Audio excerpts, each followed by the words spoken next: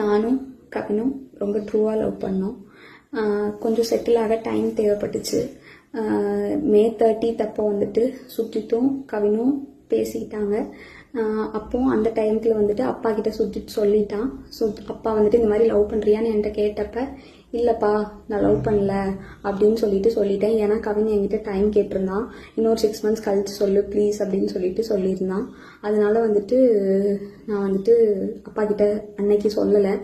அதுக்குள்ளே next upcoming மந்த்துக்குள்ளே இப்படி ஆயிடுச்சு. 2 பேருக்குள்ளே என்ன கான்வர்சேஷன் போச்சுங்கிறது தெளிவாக தெரியாது. ஆனால் கவினுக்கு ஃபோன் பண்ணி சுஜித் வந்துட்டு பொண்ணு கேட்க வாங்க, இவ மேரேஜ்க்கு மூவ் பண்ணாதான் அடுத்து என்னோட ப்ரொஃபஷனை பார்க்க முடியும் அப்படின்னு சொன்னான் அப்படிங்கிறது எனக்கு தெரியும் கண்டிப்பாக.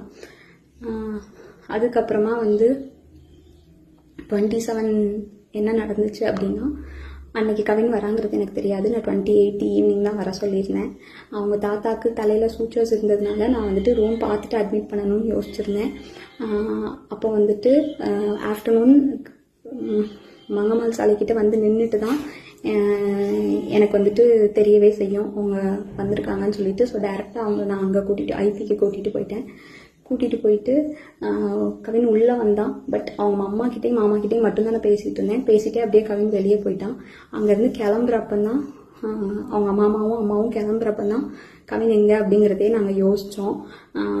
நான் ட்ரீட்மெண்ட் ப்ரொசீஜர்ஸ்லாம் எக்ஸ்பிளைன் பண்ணிகிட்டு இருந்தேன். அப்போ யோசிச்சுட்டு நான் வந்துட்டு சொன்னேன். அவங்க அம்மா வந்துட்டு கால் பண்ணாங்க, அவனுக்கு எடுக்கல. நானும் கால் பண்ண எடுக்கல. நீங்கள் வேணால் பசிக்குதுன்னு சொன்னாங்க அவங்க அம்மா, சாப்பிட போங்க, நான் வேணால் வர சொல்கிறேன்னு சொல்லியிருந்தேன். அதுக்குள்ளே இப்படி ஆயிடுச்சு. ஸோ வந்துட்டு இது தேவையில்லாமல் நிறையா இஷ்டத்துக்கு யாரும் வதந்தியை கிளப்ப வேண்டாம். உங்களுக்கு தோணுது எல்லாத்தையும் பேசாதீங்க. எங்கள் அப்பா அம்மாவுக்கு இதில் எந்த சம்மந்தமுமே கிடையாது, அவங்களுக்கு தெரியாது. இதை இதோட விட்டுருங்க. அவ்வளோதான்.